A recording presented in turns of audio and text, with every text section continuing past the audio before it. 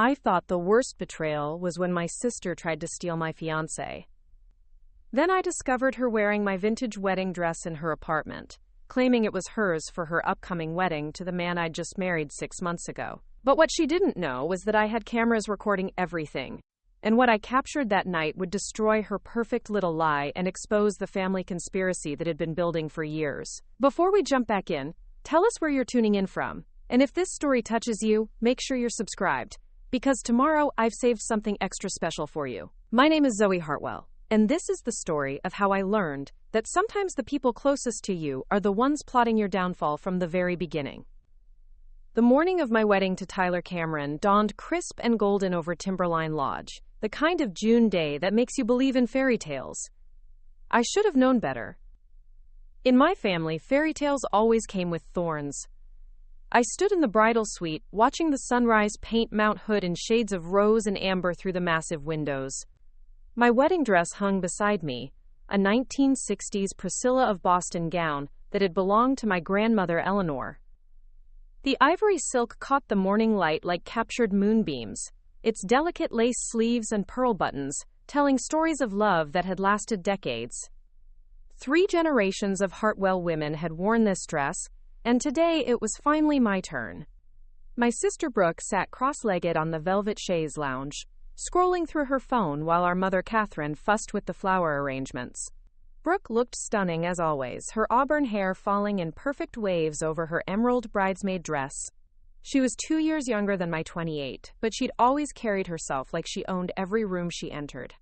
"The dress looks incredible on you, Zoe," Brooke said, without looking up from her screen.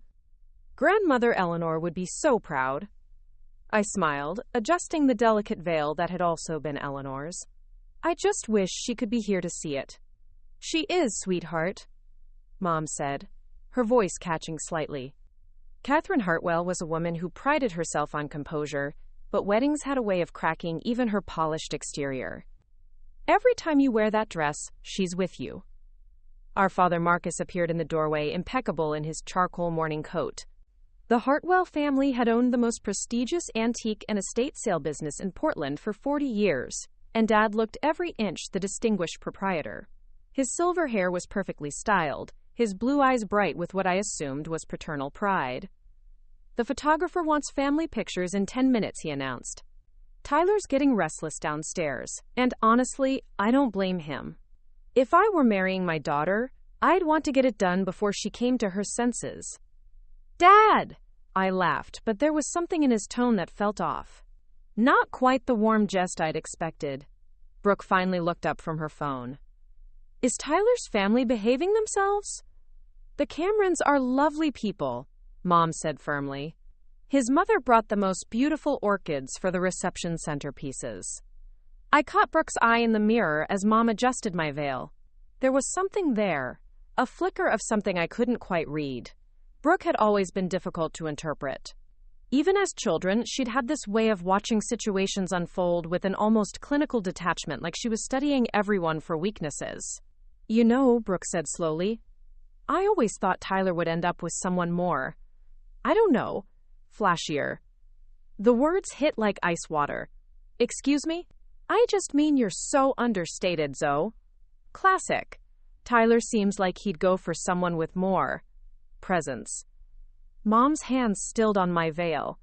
Dad cleared his throat uncomfortably. The silence stretched until I forced a laugh. "Well, lucky for me, he chose substance over flash." Brooke shrugged. "Of course. I'm just saying, you surprised everyone when you announced the engagement. None of us saw it coming." That was true. Tyler and I had kept our relationship quiet for the first 8 months, both of us wanting to be sure before involving our families. We'd met at a gallery opening in the Pearl District, bonded over our shared love of photography and old movies, and fallen in love slowly, carefully, like 2 people who'd been hurt before and wanted to get it right this time. But Brooke's comment stung because it echoed something Tyler himself had said during one of our early conversations. "You're not like the other women I've dated," he'd told me. "You're real." At the time, I'd taken it as a compliment. Now, with Brooke's words hanging in the air, I wondered what exactly he'd meant. The photographer knocked, and the moment passed. We moved through the morning rituals of family pictures, last-minute touch-ups, and the carefully choreographed chaos that precedes every wedding.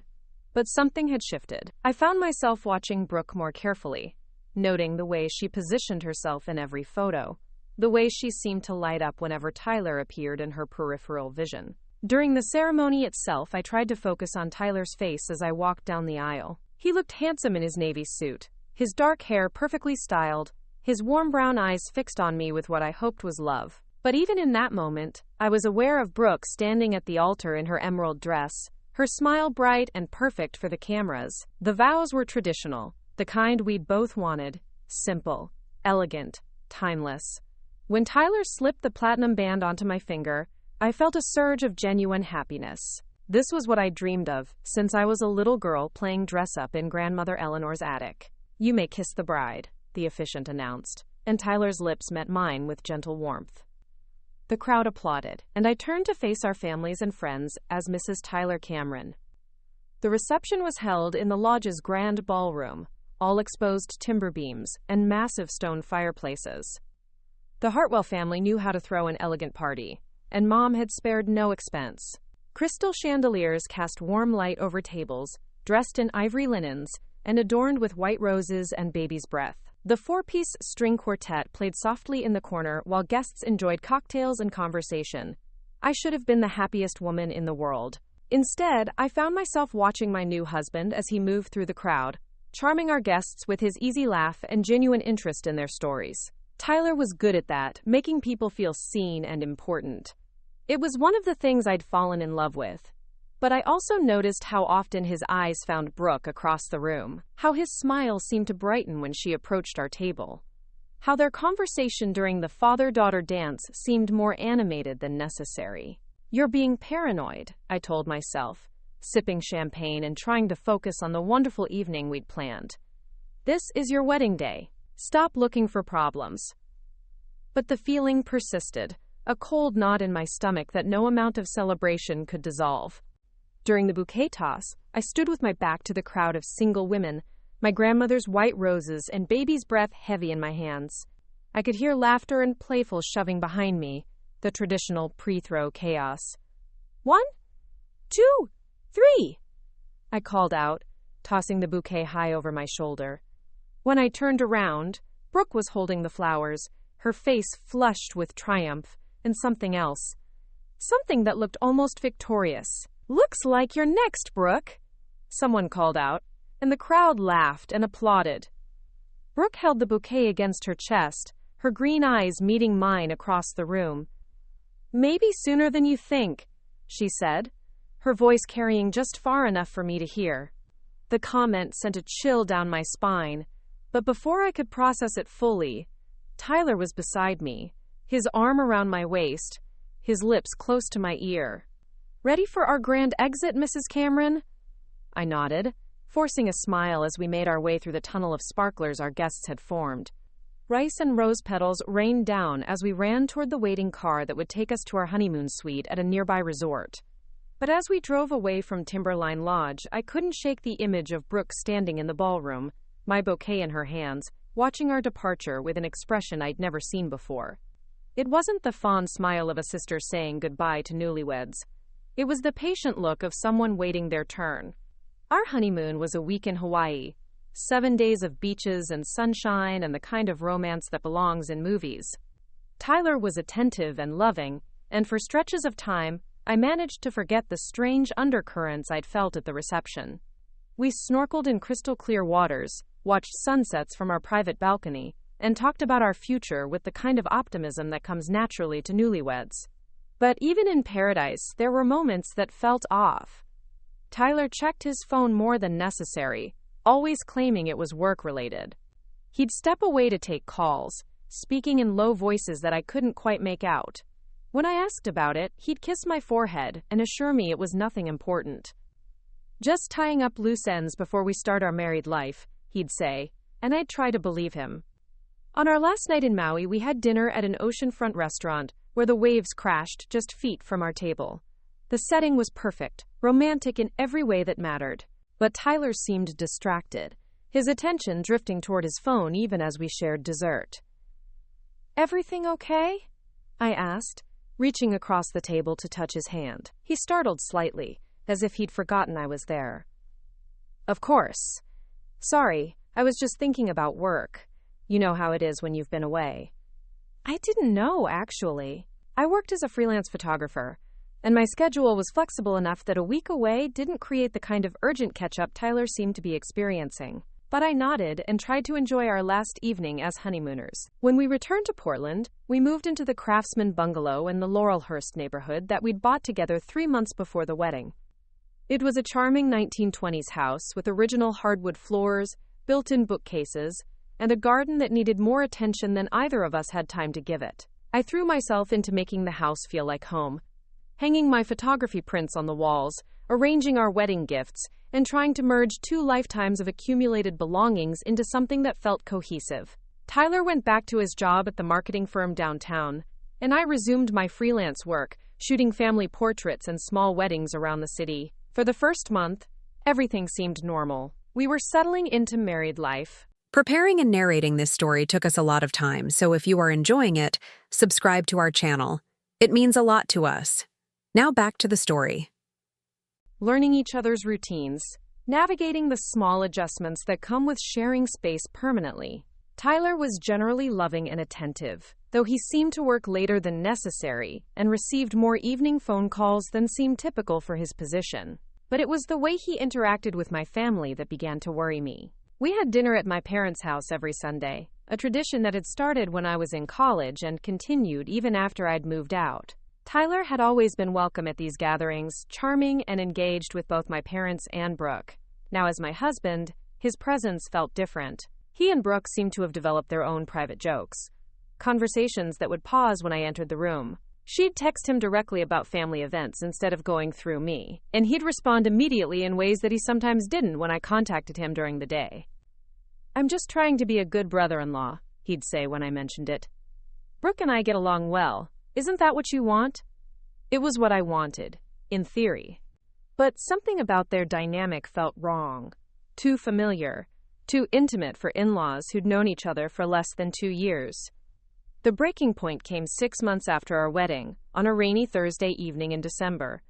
I'd finished editing photos from a client session and decided to surprise Tyler with dinner from his favorite Thai restaurant. His office was only 15 minutes from our house, and I thought it would be nice to spend a quiet evening together without the distractions of television or separate laptops. But when I arrived at his building, the security guard told me Tyler had left over an hour ago. I sat in my car in the parking garage, the bags of food growing cold in my passenger seat, and tried to think of innocent explanations. Maybe he'd gone to the gym. Maybe he'd stopped by the grocery store. Maybe he'd decided to surprise me with dinner as well, and we'd simply missed each other. I called his cell phone. It went straight to voicemail. I drove home slowly, taking the long way through the neighborhoods I'd photographed countless times, trying to calm the growing anxiety in my chest. Portland in December was beautiful in its own moody way, all gray skies and bare trees, and the kind of persistent drizzle that made everything look like a watercolor painting. But that evening, the familiar streets felt ominous, full of shadows and unanswered questions. When I pulled into our driveway, Tyler's car wasn't there. I let myself into the house, hung up my wet jacket, and placed the Thai food in the refrigerator. Then I sat on our couch and waited, trying to read a magazine, but finding myself checking my phone every few minutes. Tyler finally came home at nearly 10 o'clock, his hair damp from the rain, his expression carefully neutral. "Hey, babe," he said, kissing my cheek. "Sorry I'm so late. Client emergency." "I went by your office around 6:30, I said, watching his face carefully. "The security guard said you'd already left." For just a moment, Tyler's composure slipped. I saw surprise, then something that might have been panic, before his smile returned. "Right, I meant I had to go to the client's office. Crisis with their holiday campaign. You know how it is this time of year." I wanted to believe him. Part of me was desperate to believe him. But the explanation felt rehearsed, and there was something in his eyes that I'd never seen before. Something that looked suspiciously like guilt. "Which client?" I asked. "Morrison Industries, the tech startup downtown. I nodded as if I believed him, but I made a mental note of the name. I'd never heard Tyler mention Morrison Industries before, which seemed odd for a client important enough to cause evening emergencies. That night, I lay awake listening to Tyler's breathing beside me, wondering when my husband had become someone I felt the need to investigate. But sleep wouldn't come, and the questions multiplied in the darkness like malignant cells.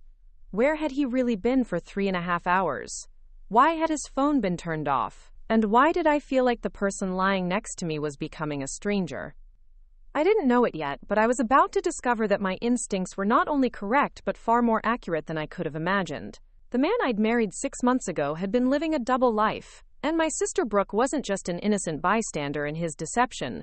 She was his willing accomplice. The next morning, Tyler left for work like nothing had happened, kissing me goodbye with the same casual affection he'd shown for months. I watched him drive away from our bedroom window, noting how he checked his phone before starting the car, how he glanced back at the house as if making sure I wasn't watching. I waited exactly 15 minutes before opening my laptop.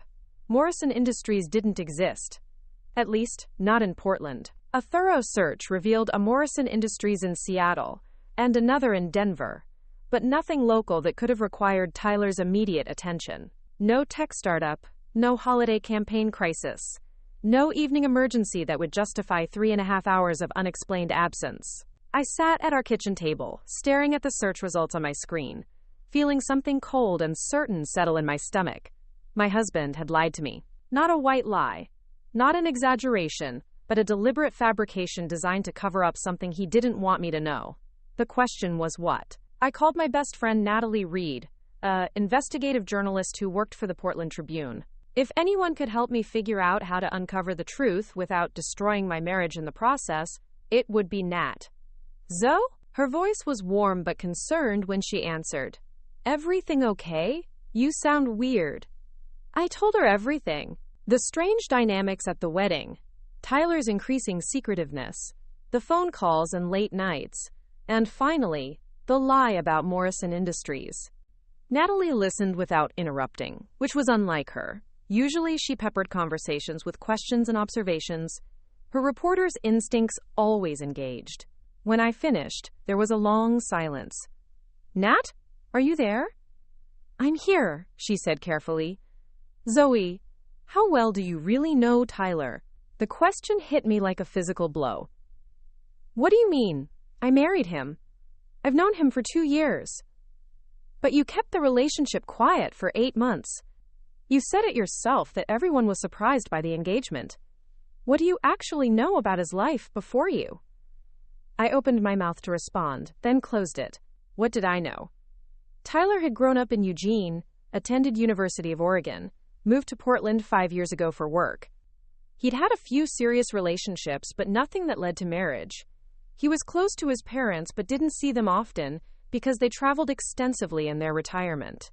All of this information had come from Tyler himself. I'd never met any of his college friends, never seen his childhood home, never spent significant time with his parents beyond the wedding weekend. He'd explained these absences easily enough. His college friends had scattered after graduation. His parents preferred to host people at hotels when they were in town rather than having guests in their small condo. Everything had seemed reasonable at the time. Now it felt deliberately orchestrated. I need to do some digging, Natalie said. Give me his full name, birth date if you know it, and where he went to college. I'll make some calls. I provided the information, my hands shaking slightly as I typed Tyler's details into a text message. This felt like a betrayal, investigating my own husband.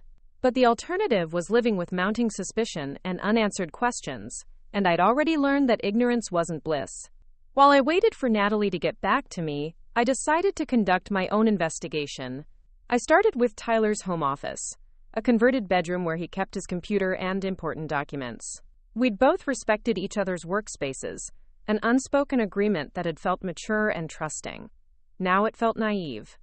Tyler's desk was obsessively organized, everything in its proper place.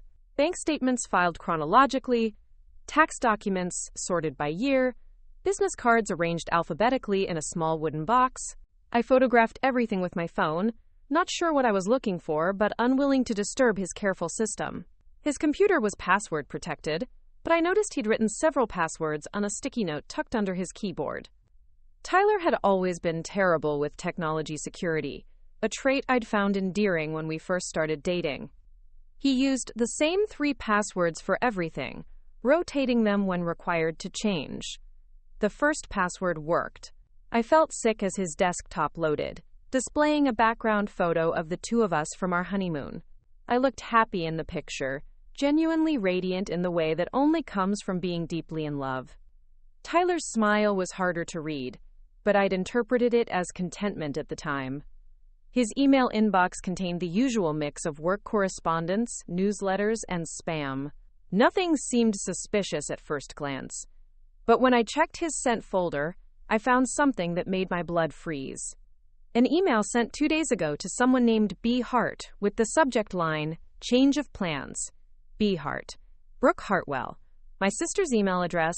I clicked on the message, my heart hammering against my ribs. "Hey, beautiful. Can't make dinner Thursday. Client emergency came up. Rain check for Friday? Same place, same time. Missing you already. T." The timestamp showed the email had been sent at 4:30 p.m. on the day Tyler claimed to have a work emergency. The day I'd gone to his office and discovered he'd already left. The day he'd lied about Morrison Industries.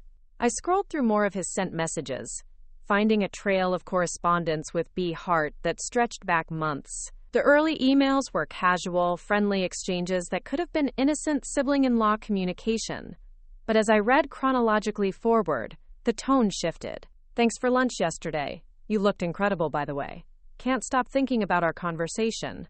You're amazing, B. This is complicated, but I can't help how I feel. She doesn't understand me the way you do." Each message felt like a knife turning in my chest. I was reading about my husband's affair with my sister, documented in his own words, archived in his own email account. The betrayal was so complete, so deliberate, that I almost couldn't process it. But the worst was yet to come. In Tyler's most recent messages, I found references to plans I didn't understand, meeting locations I didn't recognize. And finally, the email that made everything click into place. "Looking forward to seeing the dress tomorrow. I can't believe you have it ready already. This is really happening, isn't it? I love you, B." The dress. My wedding dress. The family heirloom that was supposed to represent generations of Hartwell women and their lasting marriages. I scrolled frantically through Tyler's browser history, finding Google searches for "how to annul a marriage in Oregon" and "quickest divorce process Portland." He'd been planning this for weeks, maybe months. While I'd been settling into married life, arranging our home and planning our future, my husband had been plotting his exit and his entrance into a new relationship with my sister. My phone buzzed with a call from Natalie. "Zoe," she said without preamble, "we need to talk. Can you meet me at Powell's, the coffee shop upstairs?" "What did you find?" "Not over the phone. How soon can you be there?" I looked around Tyler's office, at the evidence of his deception spread across his computer screen, at the life I'd thought was mind-dissolving in real time. 20 minutes, I said. Powell's Books was crowded with the usual mix of tourists, students, and locals, seeking refuge from the December rain. I found Natalie at a corner table in the coffee shop, her laptop open and a manila folder beside her cup. She looked grim. "Sit down," she said, closing her laptop. "This is worse than you thought." I sat, my legs suddenly unsteady. "Tell me." Natalie opened the folder, revealing printouts of newspaper articles, social media screenshots, and what looked like official documents. "Tyler Cameron isn't who he says he is," she began. "I mean, legally he is, but his background is fabricated. He did attend University of Oregon, but he was expelled junior year for academic fraud. He never graduated." She slid a university document across the table. "He was also arrested twice for fraud-related offenses, though charges were dropped both times due to insufficient evidence." The room felt like it was tilting. "What kind of fraud?" "Romance scams, mostly. He targets women from wealthy families, gains their trust, accesses their financial information, and disappears with whatever he can take. The pattern is always the same. He's charming, attentive, seems perfect until he's not." Natalie pulled out another document. Here's where it gets interesting. One of his previous victims was a woman named Jennifer Walsh from Salem. Ring any bells? I shook my head. Jennifer Walsh owned a vintage clothing boutique specializing in designer wedding dresses. Tyler romanced her for 8 months, proposed, and then disappeared 3 days before their wedding. Along with her grandmother's 1940s Vera Wang dress and $20,000 from her business account. The pattern was becoming clear, and it was terrifying. He's done this before. Multiple times, Zoe. And here's the thing that made me sick when I figured it out. He doesn't work alone. In every case, there was a female accomplice. Someone who gained the victim's trust. Someone close enough to provide inside information about family dynamics, financial situations, and valuable items. I thought about Brooke's behavior at the wedding, her strange comments, the way she'd positioned herself in every family gathering since Tyler and I had started dating. You think Brooke is his accomplice. I think Brooke has been his accomplice from the beginning. I think she targeted you specifically because of your family's antique business and the valuable pieces you inherit. The wedding dress is probably just the beginning. Natalie pulled out her phone and showed me a screenshot from Brooke's Instagram account. It was posted yesterday, showing her in what appeared to be a boutique or dress shop, trying on wedding gowns. The caption read, "Shopping for the perfect dress for my perfect day. Soon." She's planning another wedding, I said, the pieces falling into place. With Tyler. That would be my guess. The question is, what are you going to do about it? I stared at the photo of my sister, radiant in white lace, her face glowing with the kind of happiness I'd felt on my own wedding day. 6 months ago, she'd stood beside me as my maid of honor, helping me into grandmother Eleanor's dress, smiling for family photos, celebrating my marriage to the man she was planning to steal. The betrayal was so complete, so calculated, that it took my breath away. This wasn't a crime of passion or a moment of weakness. This was a carefully orchestrated con that had been in motion long before Tyler had ever said he loved me. I need proof, I said finally, something that will hold up legally. Because if they think they can destroy my life and walk away with my family's heirlooms, they're about to learn exactly what kind of woman they're dealing with. Natalie smiled, and for the first time since this nightmare began, I felt a spark of hope. Now you're talking like the Zoe I know. What do you need? I spent the rest of the afternoon planning. Natalie helped me research legal options while I developed a strategy for gathering evidence. We were dealing with fraud, theft, and possibly bigamy if Tyler attempted to marry Brooke while still legally married to me. But we needed documentation, witnesses, and most importantly, we needed to catch them in the act. The wedding dress was the key.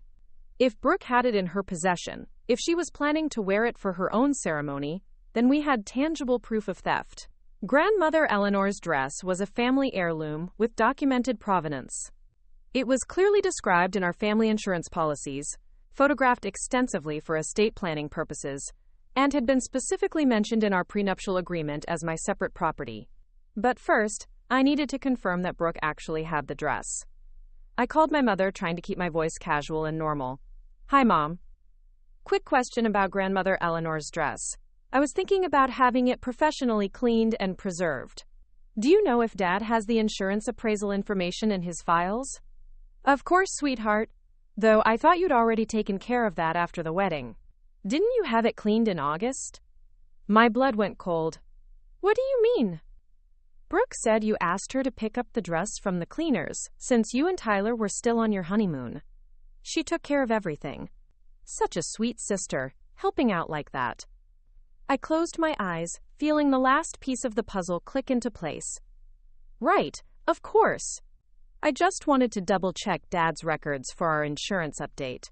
I'll have him pull the file. The dress is such a treasure, isn't it? 3 generations of Hartwell brides.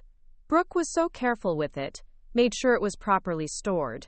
She even mentioned having it professionally photographed for the family archives.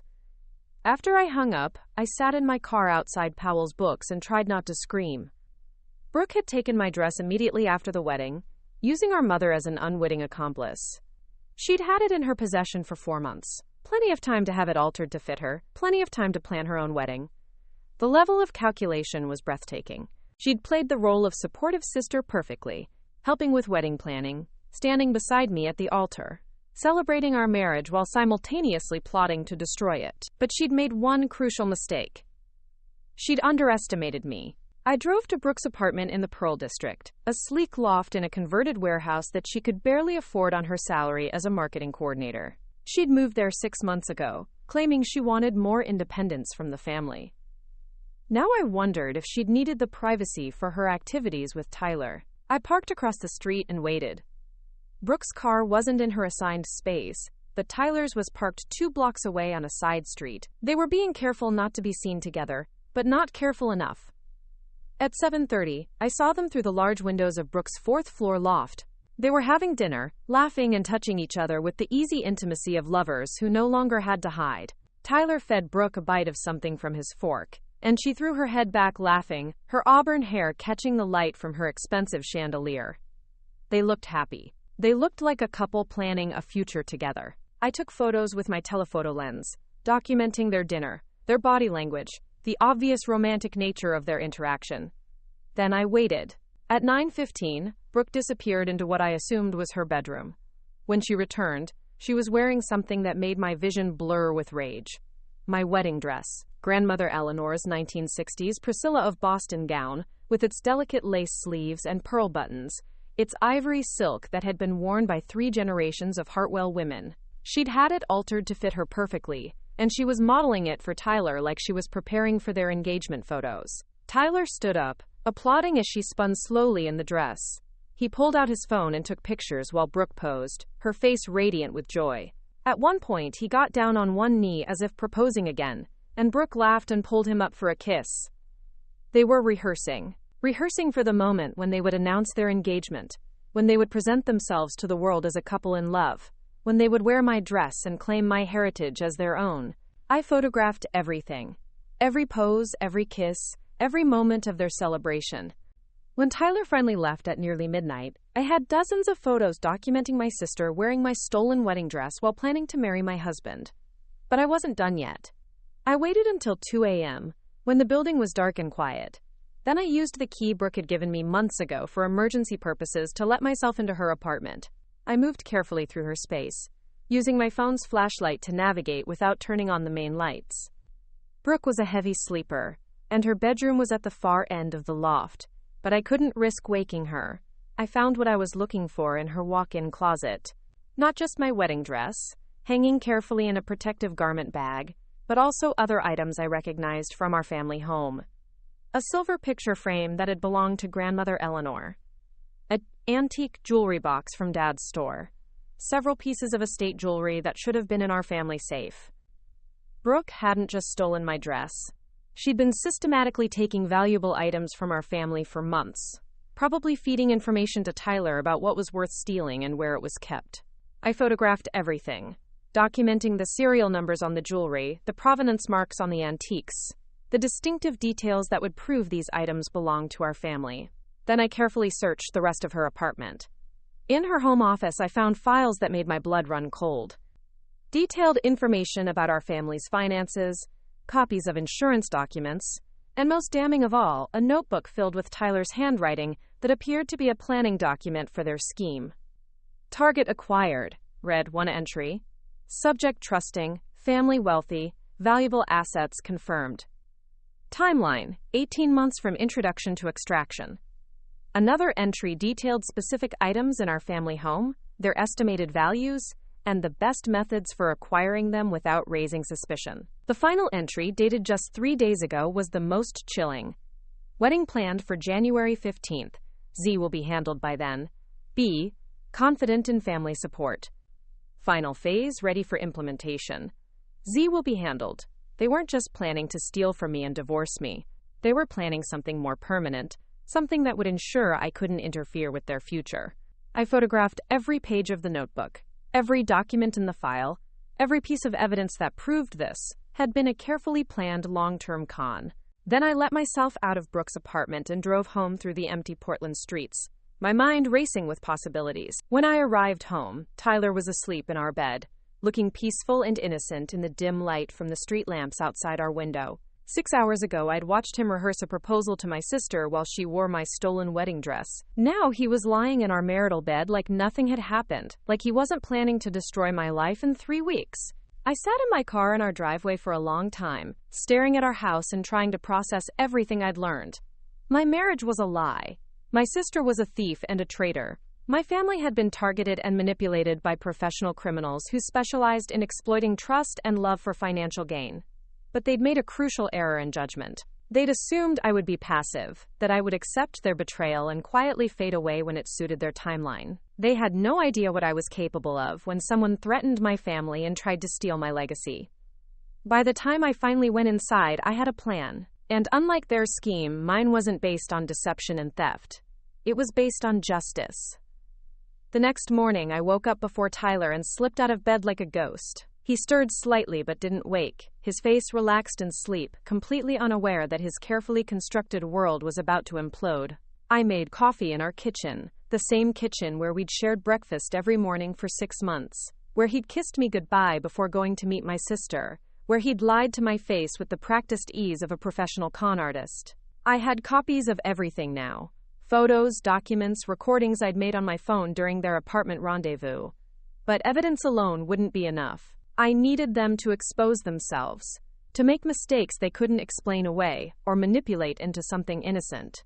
Tyler came downstairs at his usual time, showered and dressed for work, his demeanor as normal as if he hadn't spent the previous evening planning to steal my inheritance and destroy my life. He kissed my cheek and poured himself coffee, scrolling through his phone with the casual attention of someone whose biggest concern was checking the weather.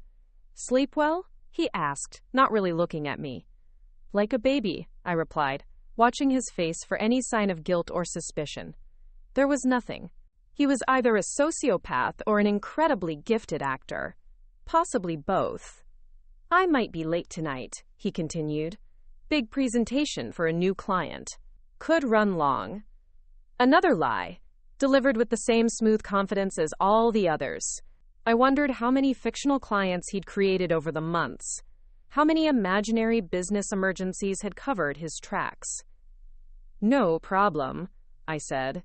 "I'll probably work late too. Got a wedding shoot this weekend, and the bride wants to do a consultation tonight." That part was true. I did have a wedding scheduled, though the consultation was this afternoon, not evening. But Tyler didn't need to know that. He nodded absently and gathered his things, kissing me goodbye with lips that had kissed my sister hours earlier. After he left, I called in sick to my afternoon appointment and drove to my parents' house in the Laurelhurst neighborhood. The family home was a sprawling Victorian that my great-grandfather had bought in the 1940s, back when the area was middle class and the house was a modest family dwelling. Now it was worth over $1 million, filled with 4 generations of accumulated antiques and artwork that made it a target for sophisticated thieves like Tyler and Brooke. I found my father Marcus in his study, surrounded by the organized chaos of someone who dealt in objects of value and historical significance. Estate sale catalogs were stacked on every surface, and his computer screen displayed a spreadsheet of items being prepared for auction. "Zoe!" He looked up with genuine pleasure, removing his reading glasses. "What brings you by in the middle of the day? Everything all right?" I sat down in the leather chair across from his desk, the same chair where I'd told him about Tyler's proposal 14 months ago, where I'd brought wedding planning questions and guest list concerns. Now I was here to tell him his youngest daughter was a criminal. "Dad, I need to ask you something, and I need you to be completely honest with me. Have you noticed anything missing from the house lately? Any antiques or jewelry that should be here but aren't?" His expression shifted from pleasure to concern. "Missing? What do you mean?" I pulled out my phone and showed him the photos I'd taken in Brooke's apartment. "I mean these items. The silver frame from grandmother Eleanor's collection, the jewelry box from your store, the estate pieces that were in the safe." Marcus studied the photos, his face growing pale. He stood up abruptly and walked to a built-in cabinet, opening it to reveal empty spaces where familiar objects should have been displayed. "Jesus Christ," he whispered. "How long has this been going on?" "Months, I think. Maybe longer." I showed him more photos, watching as he identified piece after piece of missing family heritage. "Dad, there's more," A lot more. But I need you to listen to everything before you react. I told him about Tyler's criminal background, about the pattern of romance scams, about the emails between Tyler and Brooke. I showed him the photos of Brooke wearing my wedding dress, the notebook detailing their plans, the evidence that this had been a coordinated attack on our family from the beginning. Marcus listened in silence, his face cycling through disbelief, anger, and something that looked like heartbreak. When I finished, he sat heavily in his chair and stared at the photos of his stolen antiques.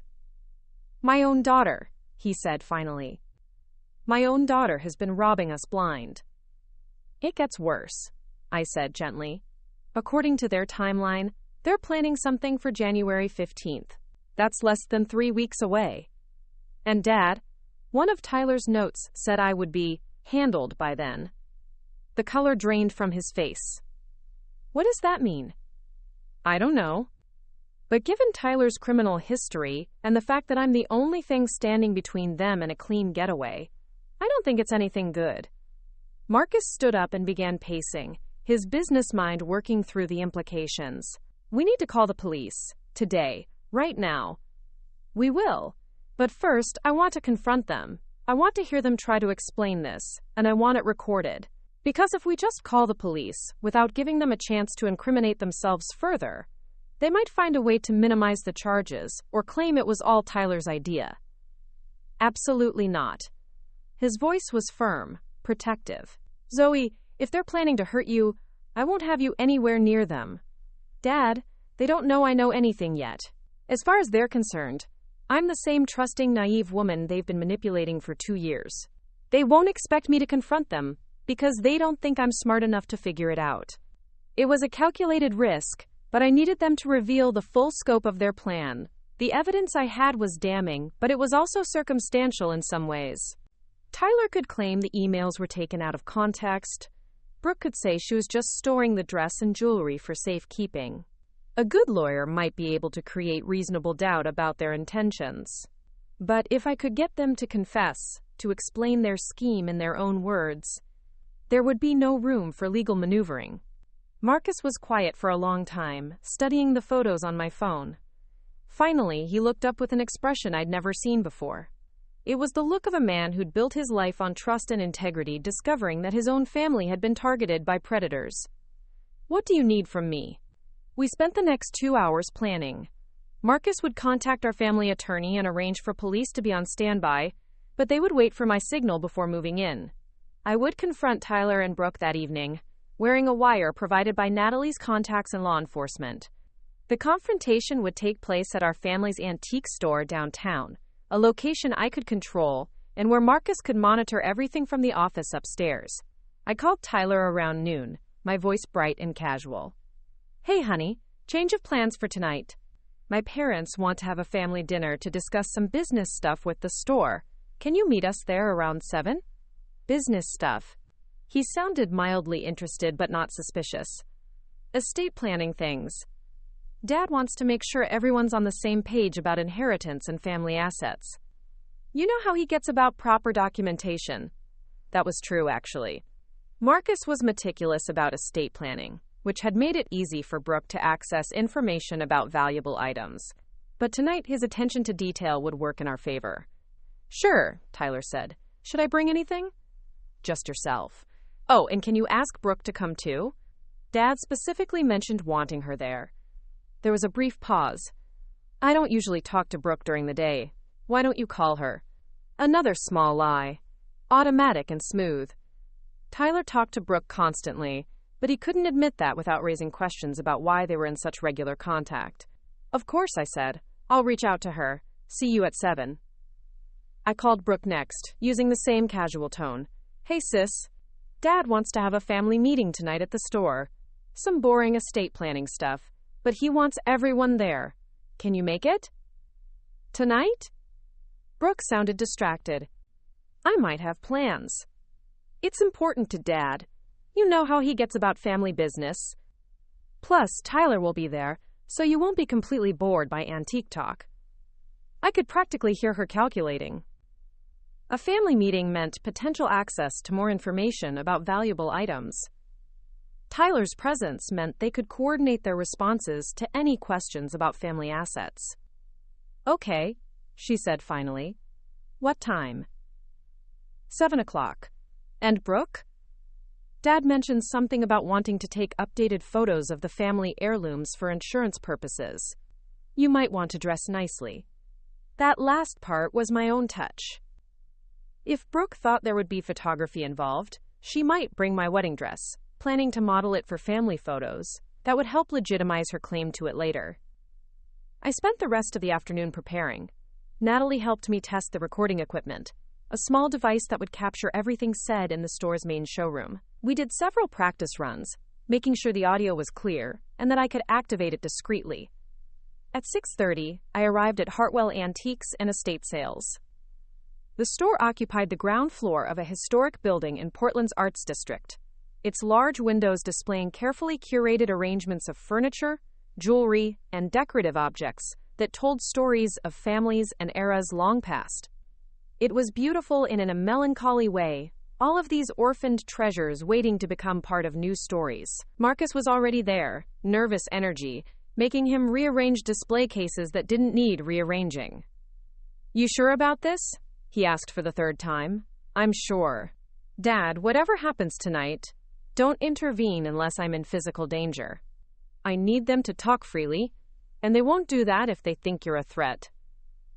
He nodded reluctantly and headed upstairs to the office, where he could monitor everything through the security system's audio feed. Tyler arrived first, at exactly 7 o'clock. He looked handsome and professional in his dark suit, every inch the devoted son-in-law attending a family business meeting. He kissed my cheek and looked around the store with apparent interest. "Your dad's really built something impressive here," he said, his eyes cataloging valuable pieces with the practiced assessment of someone who knew what to look for. "4 generations of work," I replied. "Everything here has a story, a history that connects it to the families who owned it. That's what makes antiques so special," Tyler agreed. "The human connection, the legacy that gets passed down." The irony was breathtaking. Here was a man who specialized in stealing family legacies, talking about the importance of heritage and connection, while planning to rob my family blind. Brooke arrived 10 minutes later, slightly out of breath and carrying a large garment bag. "Sorry I'm late," she said. "Traffic was terrible." She kissed my cheek with the same casual affection she'd shown for months, her performance as loving sister flawless. But I noticed how her eyes immediately found Tyler, how they exchanged a look that lasted just a fraction of a second too long. "What's in the bag?" I asked. "Oh, this old thing." Brooke held up the garment bag with studied casualness. "I thought since Dad wants to take photos of family heirlooms, maybe we should include Grandmother Eleanor's wedding dress. You know, for the family archives he's always talking about. My grandmother's dress, my wedding dress, the dress she'd stolen and altered and worn while rehearsing her engagement to my husband. She'd brought it here tonight, probably planning to use the family meeting as cover for getting professional photos that would support her eventual claim to it." "That's thoughtful," I managed to say. "Where is Dad anyway?" "Upstairs," Tyler said. He texted that he'd be down in a few minutes. Something about pulling files for the meeting. We stood in the main showroom, surrounded by the accumulated treasures of generations of Portland families. Brooke hung the garment bag on a display hook, treating my stolen dress like it was her own property. Tyler wandered among the display cases, his attention drawn to the most valuable pieces. "Your family has incredible taste," he said, stopping in front of a case containing vintage jewelry. "Some of these pieces must be worth a fortune." "Dad's always been good at recognizing quality," I replied. "He says it's about understanding the story behind each piece, knowing what makes something truly valuable." Brooke joined us at the jewelry case, studying the contents with an expression I now recognized as calculating assessment rather than casual interest. "The emerald necklace is gorgeous," she said. "Grandmother Eleanor wore it to her silver anniversary party, remember? I've always thought it would look stunning with the right wedding dress." The audacity was stunning. She was standing next to my stolen wedding dress, discussing which stolen jewelry would complement it best. all while pretending to be my loving sister. I activated the recording device. Speaking of grandmother Eleanor's things, I said casually, I've been meaning to ask you something, Brooke. When did you pick up my wedding dress from the cleaner? She turned to me with a surprised expression, as if the question came out of nowhere. What do you mean? Mom mentioned that you picked it up for me while Tyler and I were on our honeymoon. I just wanted to thank you for taking care of that. Oh, right. Brooke's smile looked slightly forced. It was no trouble. I was happy to help. Where did you take it? I want to make sure I use the same cleaner for any future preservation work. There was a pause, just long enough to be noticeable. Brooke glanced at Tyler, who was suddenly very interested in examining a vintage clock. I don't remember the name, she said finally. Someplace downtown. They did a good job, though. The dress looks perfect. Can I see it? Another pause. See it? The dress. Since you brought it for the photos, I'd love to see how it looks after the cleaning. Brooke's composure slipped slightly. I don't think that's necessary. We should wait for Dad. It'll just take a second, I pressed. I promise I won't mess it up. Tyler cleared his throat. Maybe we should focus on why we're here. The estate planning stuff. But I was done pretending. Done playing their game. Done letting them manipulate the conversation and control the narrative. Actually, I said, I think we should talk about why we're really here. All of us. I walked to the garment bag and unzipped it, revealing the ivory silk and delicate lace of my grandmother's wedding dress. But something was different. The dress had been altered, taken in at the waist and shortened slightly. It had been fitted to Brooke's measurements. This is interesting, I said, holding up the dress. Because when I wore this dress 6 months ago, it fit me perfectly. It was grandmother Eleanor's exact size, which happened to be my exact size. But now it's been altered. Brooke's face had gone pale. I don't know what you're talking about. Really? Because I have photos of you wearing this dress. In your apartment. 3 nights ago. While Tyler took pictures of you posing like you were modeling for engagement photos. The silence in the store was deafening. Tyler had stopped pretending to examine antiques. Brooke stood frozen, her face cycling through denial, panic, and calculation.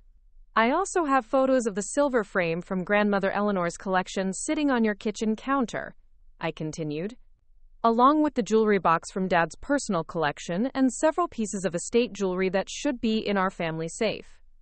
Zoe, Tyler said carefully, I think there might be some misunderstanding. No misunderstanding. I know about Morrison Industries, Tyler, the company that doesn't exist.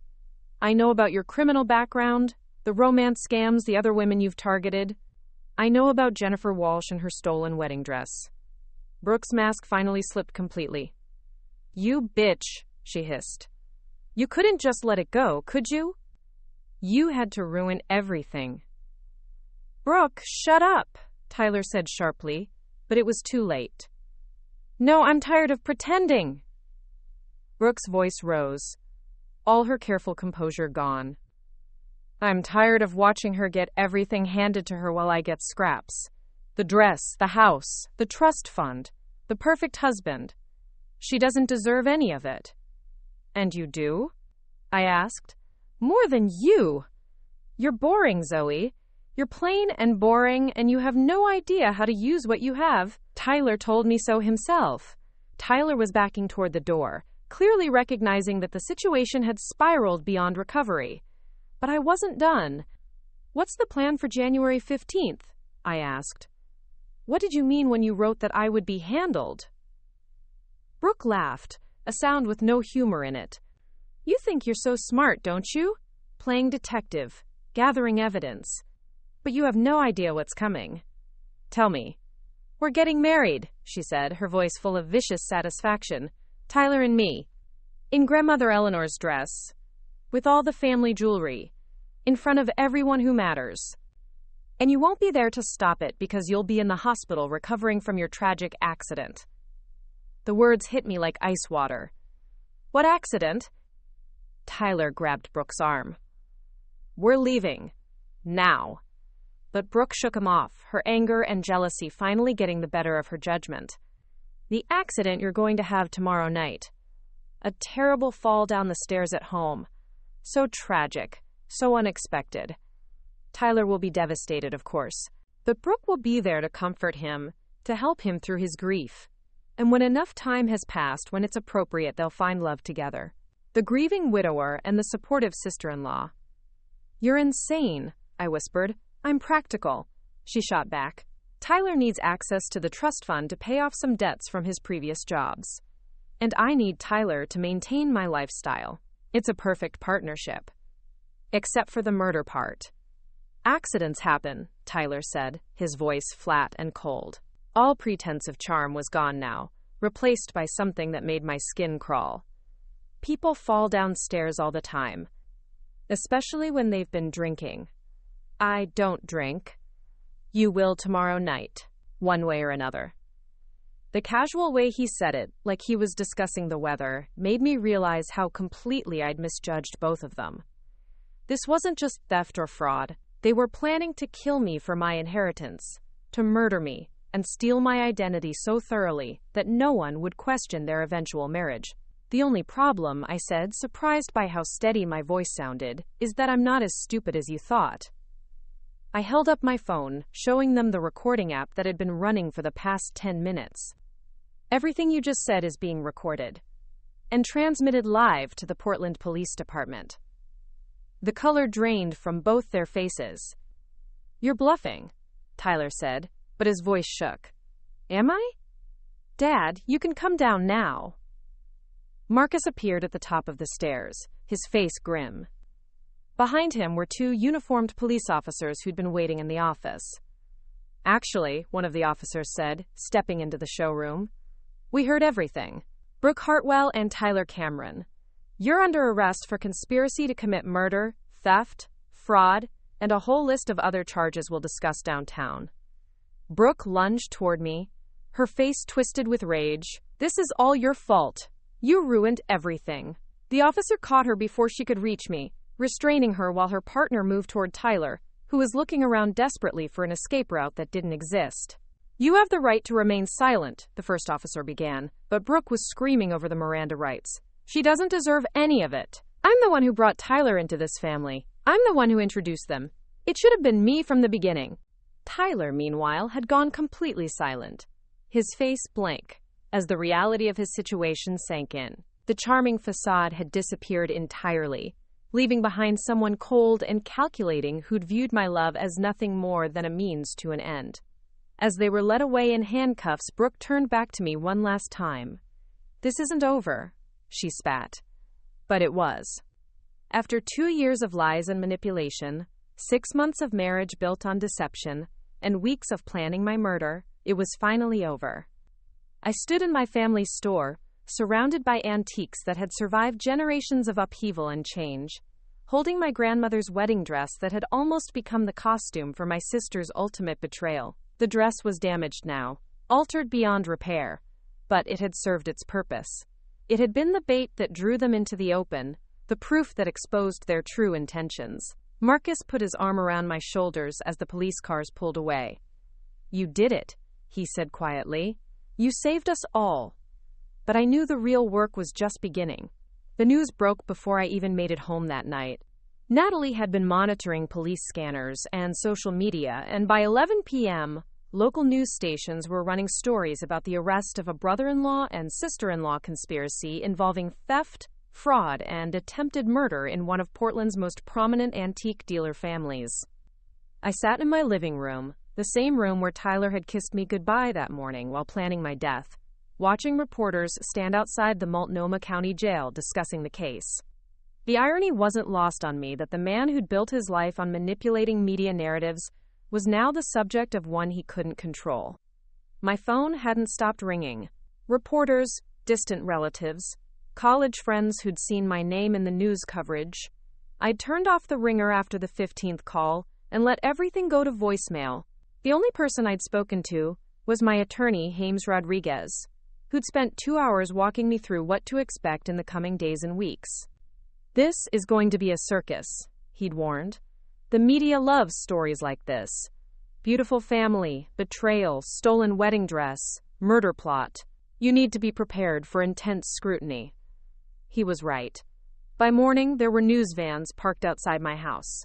Reporters with cameras and microphones waiting for me to emerge so they could ask how it felt to discover my husband and sister were planning to kill me. The question seemed absurd.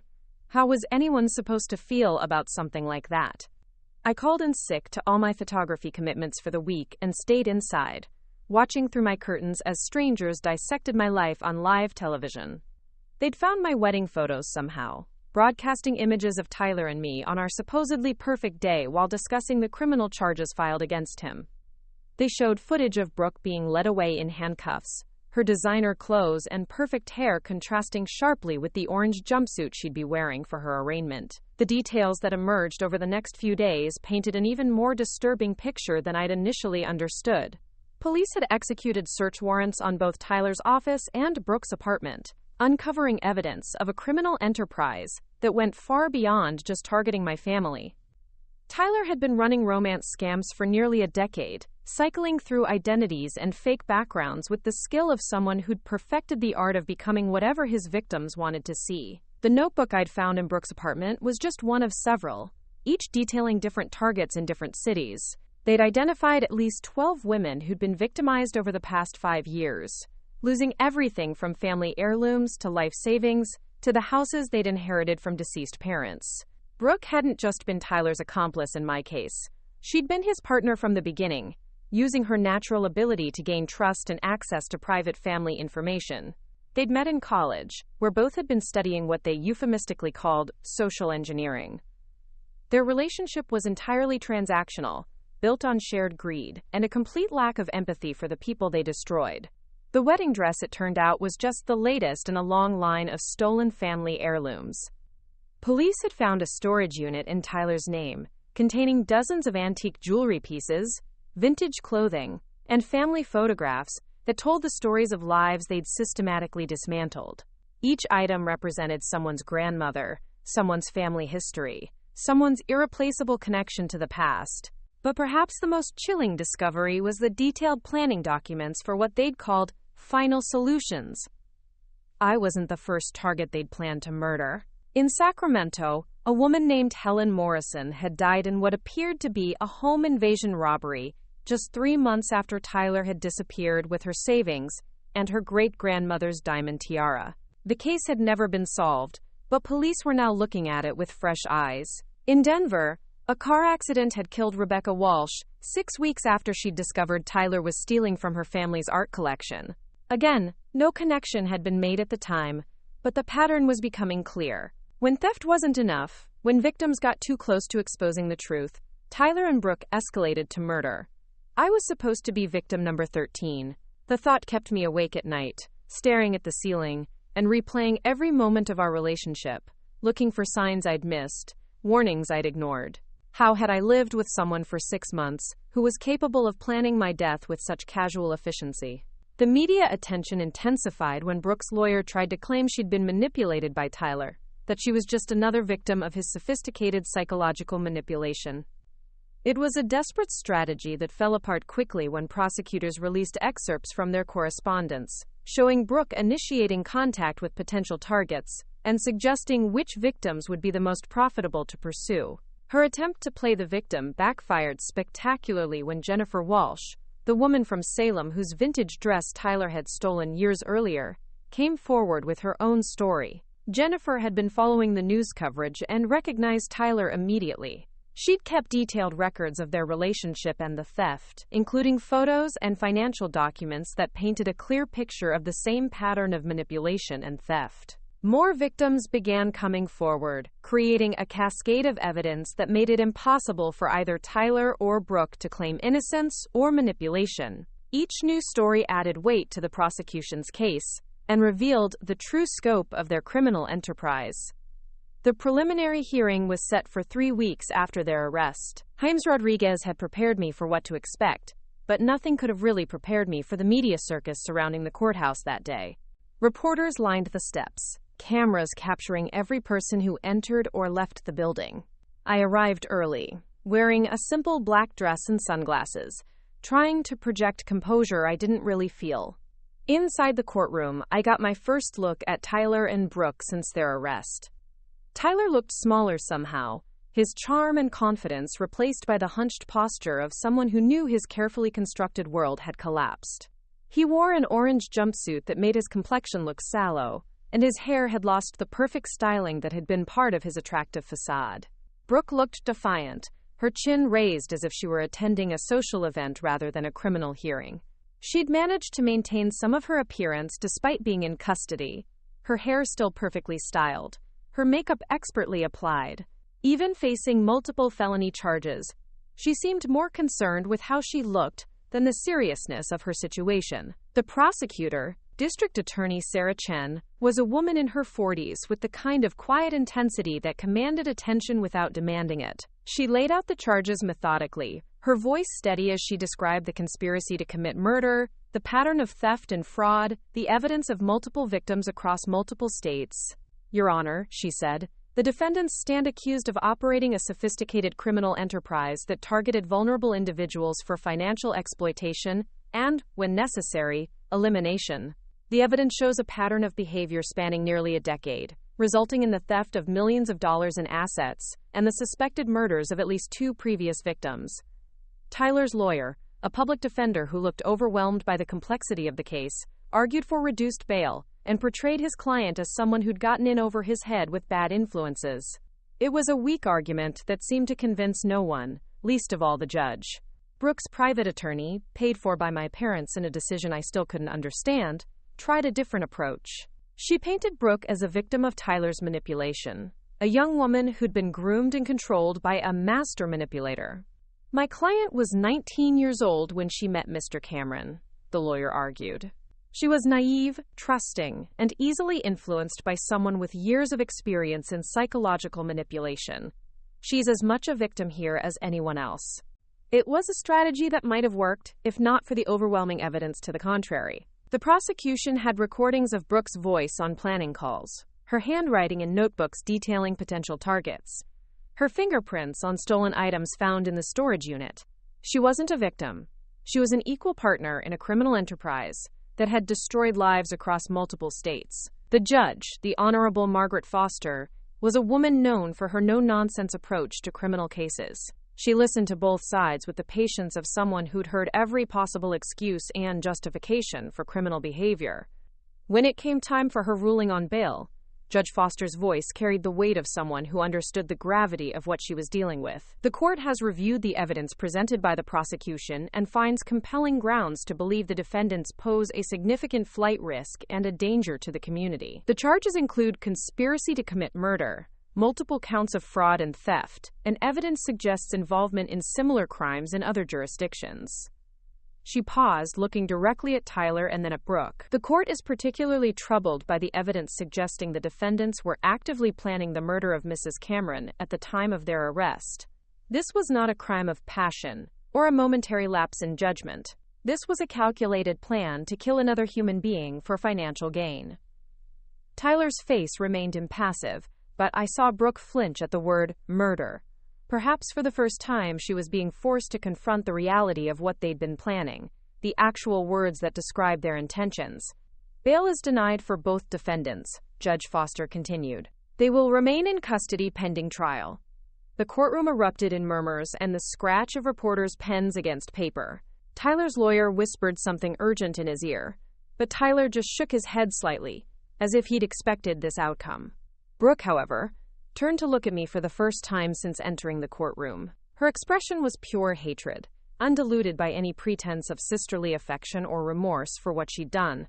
In that moment, I saw who she really was beneath the carefully maintained facade. She wasn't sorry for planning my murder, she was sorry she'd been caught. As they were led away, Brooke mouthed something to me. I couldn't hear the words, but the shape of her lips was clear enough. This isn't over, but it was over for her at least. The weight of evidence against both of them was overwhelming, and the prosecution had indicated they would be seeking the maximum penalties available under Oregon law. Outside the courthouse, I was immediately surrounded by reporters shouting questions. "Mrs. Cameron, how do you feel seeing your husband and sister in custody?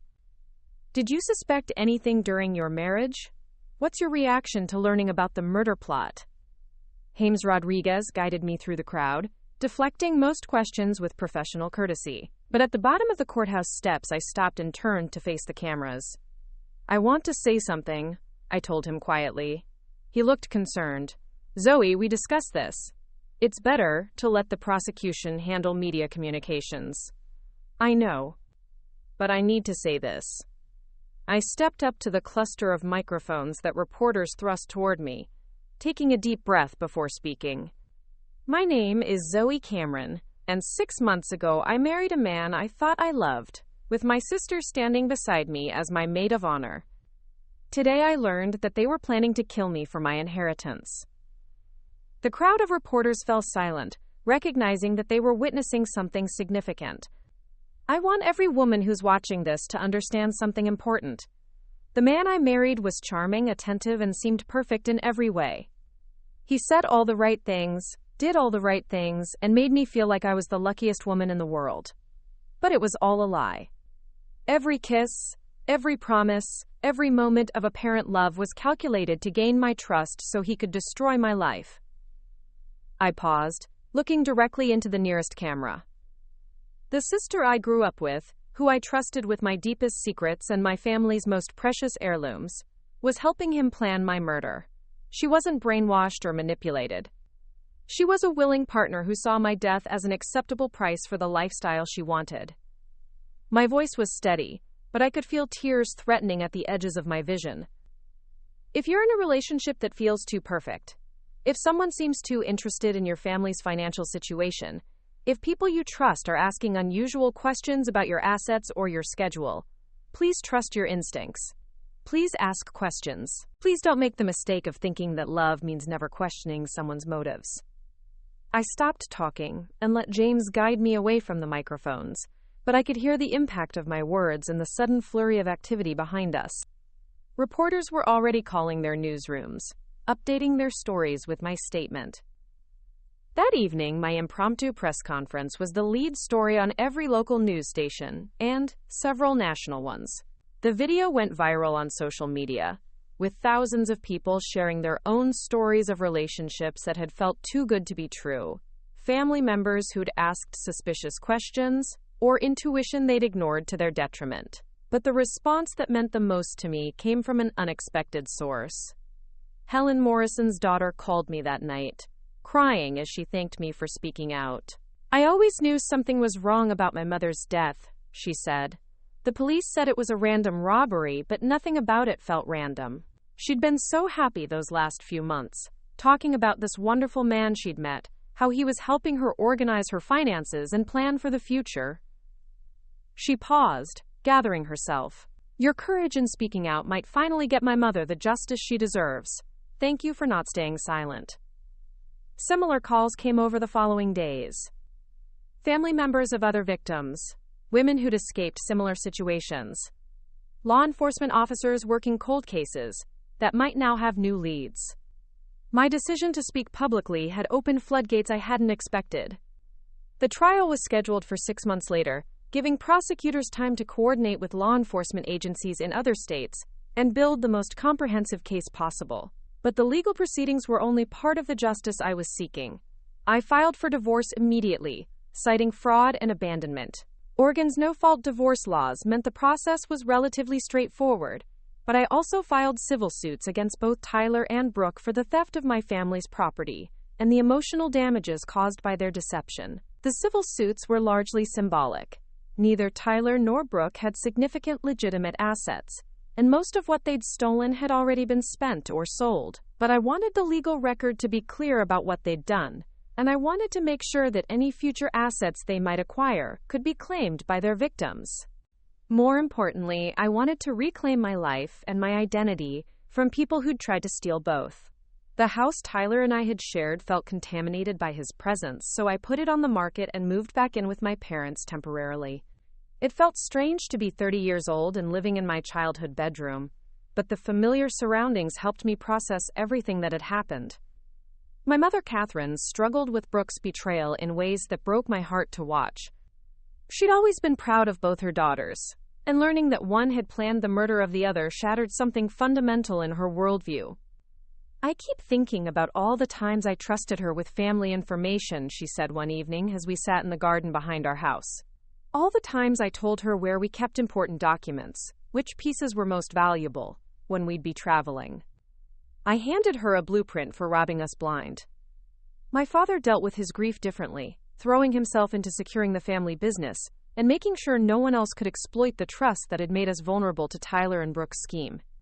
He installed new security systems, changed all the locks, and implemented new protocols for handling valuable inventory. But both my parents were struggling with a question that haunted me as well. How had we missed the signs? How had people we loved been able to deceive us so completely for so long? The answer I was beginning to understand was that we'd been targeted by professionals who specialized in exploiting the very qualities that made us good people. Our trust, our love, our willingness to see the best in others had been weaponized against us by people who understood how to manipulate those impulses. We hadn't failed to see the truth because we were stupid or naive. We'd failed to see it because Tyler and Brooke were skilled predators who'd perfected the art of appearing trustworthy while planning destruction. That realization was both comforting and terrifying. Comforting because it meant we weren't fools for believing people we loved. Terrifying because it meant predators like Tyler and Brooke were out there right now, targeting other families, other trusting people who had no idea what was coming. The media attention continued for weeks, but gradually shifted from sensational coverage of the arrests to more thoughtful reporting about the broader issues the case raised. Financial abuse, elder fraud, the vulnerability of people who inherited valuable assets without understanding how to protect them. I started receiving invitations to speak at conferences about financial security and fraud prevention. Universities wanted me to lecture about recognizing manipulation in relationships. Law enforcement agencies asked me to consult on similar cases. At first, I declined everything. I wanted privacy, time to heal, space to rebuild my life, without the constant reminder of what Tyler and Brooke had tried to do to me. But gradually, I began to see these invitations differently. If my experience could help other people recognize similar threats, if my story could prevent even one family from going through what mine had endured, then maybe something positive could come from this nightmare. 3 months after Tyler and Brooke's arrest, I accepted my first speaking engagement. It was at a conference for estate planning attorneys, people who worked with families to protect their assets across generations. I was terrified, but I knew I had something important to say. Standing at the podium, looking out at an audience of professionals who helped families protect their legacies, I realized that I'd found my new purpose. Tyler and Brooke had tried to steal my inheritance, my family's history, and my life itself. Instead, they'd given me a mission. I was going to make sure no one else fell victim to predators like them. I was going to turn their attempt to destroy me into a force for protecting others. It wasn't the life I'd planned, but it was the life I was choosing. And for the first time since my wedding day, I felt like I was exactly where I was supposed to be. The trial began on a crisp October morning, almost exactly 1 year after Tyler and Brooke's arrest. The courthouse was packed with media, victims from other states, and curious onlookers drawn by the sensational nature of the case. I sat in the front row behind the prosecution table, wearing a navy blue suit that projected the confidence I'd been working to rebuild over the past months. Tyler looked different than he had at the preliminary hearing. Prison had stripped away the last vestiges of his charm and polish. His hair had grown out, revealing gray roots he'd apparently been dyeing for years. His skin was pale from lack of sunlight, and his posture spoke of someone who'd given up trying to manipulate his circumstances. The man who'd once made me feel like the luckiest woman alive now looked exactly like what he was, a convicted felon facing the rest of his life behind bars. Brooke, on the other hand, still carried herself with an air of defiance that bordered on delusional. She'd managed to maintain her appearance despite months in custody, her auburn hair perfectly styled and her makeup expertly applied. Even facing multiple life sentences, she seemed to believe she could charm her way out of the consequences of her actions. District Attorney Sarah Chen opened with a statement that laid out the prosecution's case in devastating detail. She described Tyler and Brooke's criminal partnership, their systematic targeting of wealthy families, and the trail of destruction they'd left across multiple states over nearly a decade. "Ladies and gentlemen of the jury," Chen said, her voice carrying the weight of absolute certainty, "over the next 2 weeks you will hear evidence of a criminal conspiracy so calculating, so callous, that it challenges our basic assumptions about human nature. You will learn about 2 individuals who made a living by exploiting the trust and love of innocent people, who saw other human beings, not as individuals deserving of respect and compassion, but as resources to be harvested." She walked the jury through the timeline of Tyler and Brooke's relationship, their meeting in college, their shared interest in what they euphemistically called social psychology, and their gradual evolution into professional predators. "The evidence will show that the defendants didn't just steal money and valuables," Chen continued. "They stole something far more precious. They stole people's faith in love, in family, in the basic goodness of human connection. They turned the most sacred bonds of marriage and kinship into weapons of exploitation." When Chen reached the part about my case, her voice took on a more personal tone. Zoe Cameron thought she was marrying the love of her life. Instead, she was walking into a carefully laid trap that would have ended with her death, if not for her own courage and intelligence. The defendants planned to murder Mrs. Cameron not in a moment of passion, not in self-defense, but as a business decision. Her death was simply the most efficient way to access her inheritance and eliminate the only witness to their crimes. "I felt tears threatening," as Chen described the night I discovered them planning my murder, but I forced myself to maintain composure.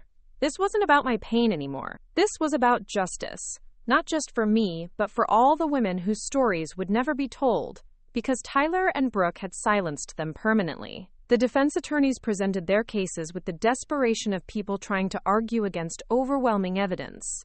Tyler's lawyer, a different public defender than the one from the preliminary hearing, attempted to portray his client as someone who'd been driven to crime by mental illness and addiction.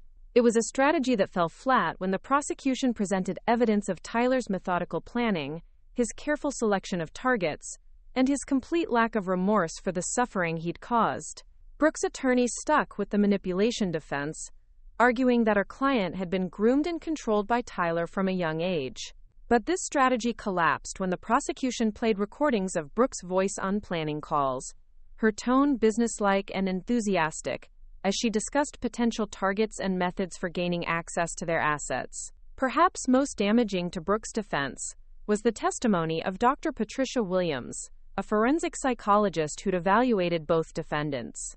"In my professional opinion," Dr. Williams testified, "Ms. Hartwell shows clear signs of antisocial personality disorder. She demonstrates a complete lack of empathy for her victims, an inability to form genuine emotional connections, and a history of manipulative behavior that predates her relationship with Mr. Cameron.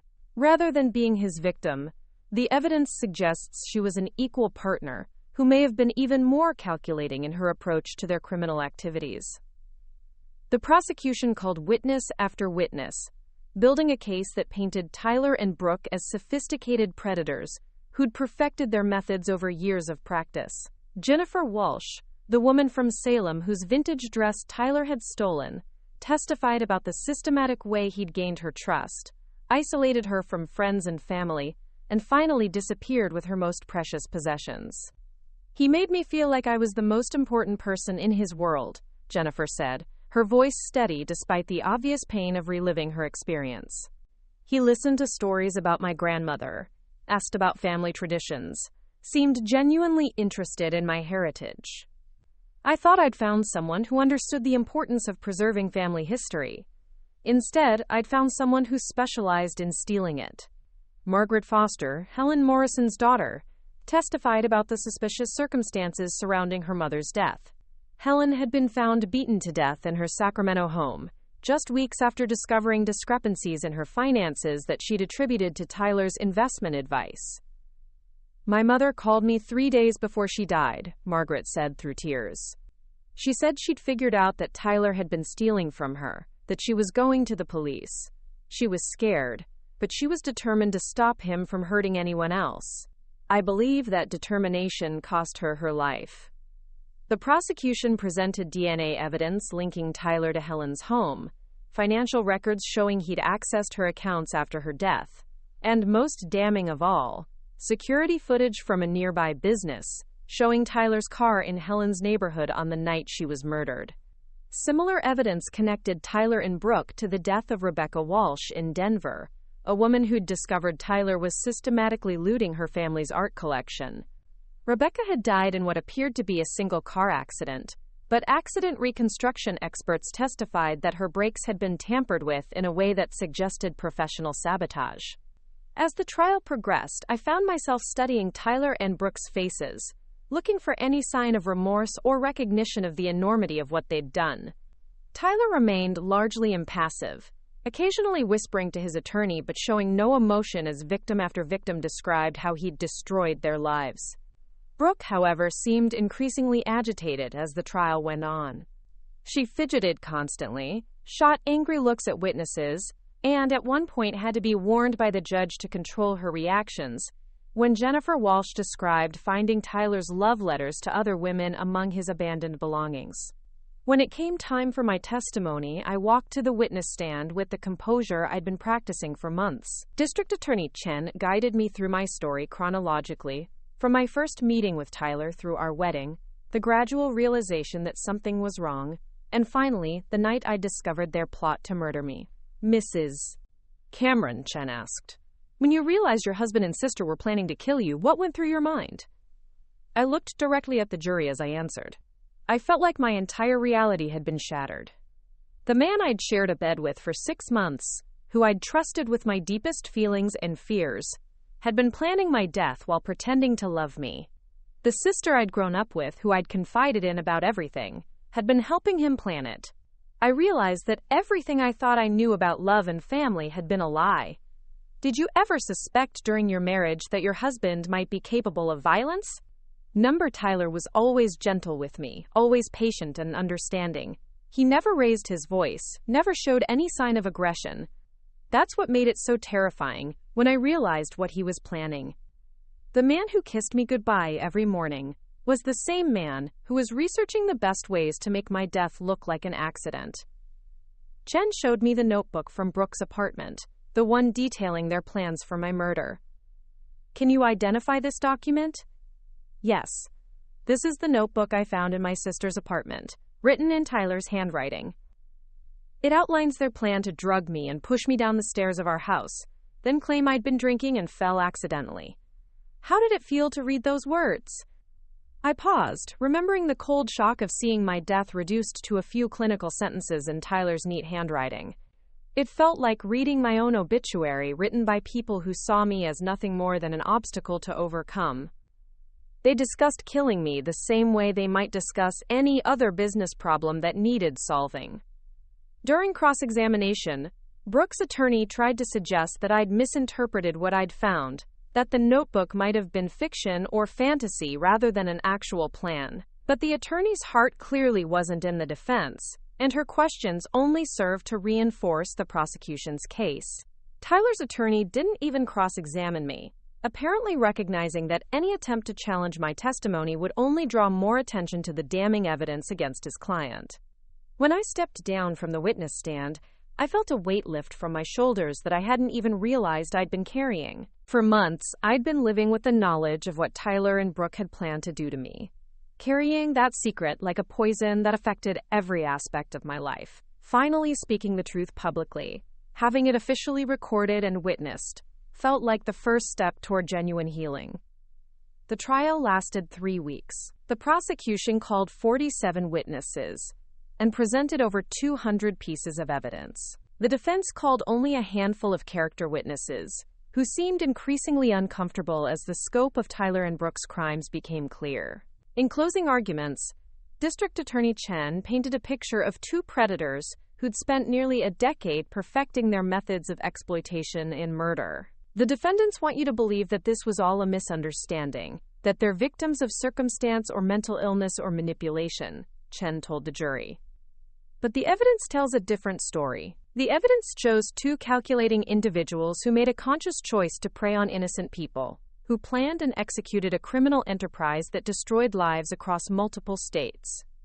She walked to the evidence table and picked up a photograph of Helen Morrison. Helen Morrison trusted Tyler Cameron with her finances and her heart.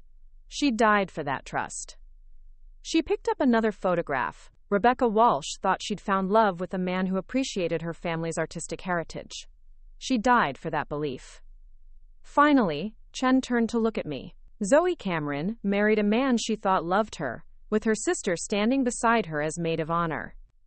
If not for her own courage and intelligence, she would have died for that love. The only reason we're here today, the only reason these defendants are facing justice instead of planning their next victims, is because Zoe Cameron refused to be silenced. Chen's voice rose as she addressed the jury directly. The defendants chose to make their living by exploiting the best qualities of human nature, our capacity for love, for trust, for believing in the goodness of others. They weaponized kindness and turned affection into a tool of destruction. Your verdict will send a message about what our society thinks of people who choose evil over good, who choose destruction over creation, who choose death over life. The defense's closing arguments were perfunctory and unconvincing. Both attorneys seemed to recognize that their clients were beyond redemption and focused instead on asking for mercy in sentencing. The jury deliberated for less than 4 hours. When they returned to the courtroom, their faces were grim, and their verdict was swift and unanimous. On the charge of conspiracy to commit murder in the first degree, we find the defendant Tyler Cameron guilty. On the charge of conspiracy to commit murder in the first degree, we find the defendant Brooke Hartwell guilty. The guilty verdicts continued for what felt like hours. Murder in the first degree for Helen Morrison's death. Murder in the first degree for Rebecca Walsh's death. Multiple counts of fraud, theft, conspiracy, and racketeering. By the time the jury foreman finished reading, Tyler and Brooke had been convicted on a total of 37 felony charges. Tyler received his verdict with the same impassive expression he'd maintained throughout the trial. But when the jury foreman read Brooke's guilty verdict on the charge of conspiracy to commit my murder, she finally broke. "This is insane!" she screamed, jumping to her feet despite her attorney's attempts to restrain her. "She's my sister. I would never hurt her. Tyler made me do everything. I was protecting her." The judge banged her gavel repeatedly as bailiffs moved to restrain Brooke, but she continued screaming. "You don't understand. Zoe doesn't deserve any of it. She's boring and plain, and she never appreciated what she had. I was doing everyone a favor." It was a confession delivered in fury and desperation, but a confession nonetheless. Even in her final moments of freedom, Brooke couldn't resist revealing her true feelings about me and her complete lack of remorse for what she'd planned. Judge Foster sentenced Tyler to life in prison without the possibility of parole for the murders, plus an additional 60 years for the fraud and conspiracy charges. Brooke received the same sentence, despite her attorney's pleas for leniency based on her age and supposed manipulation. The court finds no evidence that Ms. Hartwell was anything other than a willing and enthusiastic participant in these crimes, Judge Foster said as she delivered the sentence. Indeed, the evidence suggests she may have been the more calculating of the two defendants. Her complete lack of remorse, demonstrated even today in this courtroom, convinces this court that she poses a permanent danger to society. As the bailiffs led Tyler and Brooke away in shackles, Brooke turned to look at me one final time. The hatred in her eyes was so pure, so concentrated, that it took my breath away. Even facing life in prison, even having lost everything, she was still focused on her resentment toward me for having what she wanted. Tyler, in contrast, didn't look at me at all. He stared straight ahead as he was led away, his face blank and empty. Perhaps he'd finally run out of masks to wear, finally exhausted his ability to project whatever emotion seemed most advantageous. Or perhaps this was who he'd always been underneath the charm and manipulation, someone fundamentally hollow, someone who could mimic human connection without ever actually feeling it. After the sentencing, I stood outside the courthouse surrounded by reporters and cameras, but this time I felt different than I had months earlier. I wasn't the shell-shocked victim trying to process an unimaginable betrayal. I was someone who'd survived, who'd fought back, who'd helped ensure that two dangerous predators would never hurt anyone else. "Mrs. Cameron," a reporter called out, "how does it feel to know that your husband and sister will spend the rest of their lives in prison?" I thought about the question carefully before answering. "It feels like justice," I said finally. "Not just for me, but for Helen Morrison and Rebecca Walsh and Jennifer Walsh and all the other women whose lives were destroyed by these two people. They made a choice to live by exploiting and destroying others. Now they'll live with the consequences of that choice." "Do you have any message for other potential victims?" "Trust your instincts," I said, looking directly into the nearest camera. "If something feels wrong, if someone seems too perfect, if you're being isolated from friends and family or pressured to make financial decisions quickly, ask questions, seek help. Don't let anyone convince you that love means never questioning their motives or protecting yourself. What's next for you?" I smiled, and for the first time in over a year, it felt completely genuine. "I'm starting a foundation to help victims of romance fraud and financial abuse. We're going to provide resources for people to protect themselves, support for those who've been victimized, and education for families about how to safeguard their assets without losing their capacity for trust and love." The Zoe Cameron Foundation launched 6 months after the trial ended. We started small, with a website providing information about romance scams and financial abuse, a hotline for people who suspected they were being targeted, and support groups for victims trying to rebuild their lives after exploitation. But the foundation grew quickly as more people shared their stories, and more families realized they needed protection from predators like Tyler and Brooke. We partnered with law enforcement agencies to train officers in recognizing patterns of financial abuse. We worked with estate planning attorneys to develop better safeguards for inherited assets. We created educational programs for colleges and universities about the warning signs of manipulative relationships. Most importantly, we helped survivors understand that being targeted by a skilled predator wasn't a reflection of their intelligence or worth. It was simply bad luck, like being struck by lightning or getting cancer. The shame belonged to the predators, not their victims. I never remarried. The experience with Tyler had fundamentally changed my relationship with romantic love, perhaps permanently. I couldn't imagine trusting someone enough to share my life completely. Couldn't envision being vulnerable enough to let someone else have that kind of power over my happiness and security. But I found other kinds of love that felt safer and more genuine. The love of helping other people avoid the trap I'd fallen into. The love of turning my worst experience into something that could protect others. The love of building something meaningful from the wreckage of my previous life. My parents struggled with their own healing for years after the trial. My mother, in particular, battled depression and guilt over her role in enabling Brooke's access to family information. She went through periods where she blamed herself for not seeing the signs, for trusting Brooke with sensitive details about our finances and assets. "I gave her a roadmap to destroy us," she said during one of our family therapy sessions. "I told her where we kept important documents, which pieces were most valuable, when we'd be traveling. I might as well have handed her a key to the safe." But gradually, with professional help and time, we all began to understand that we'd been targeted by professionals who specialized in exploiting normal family dynamics.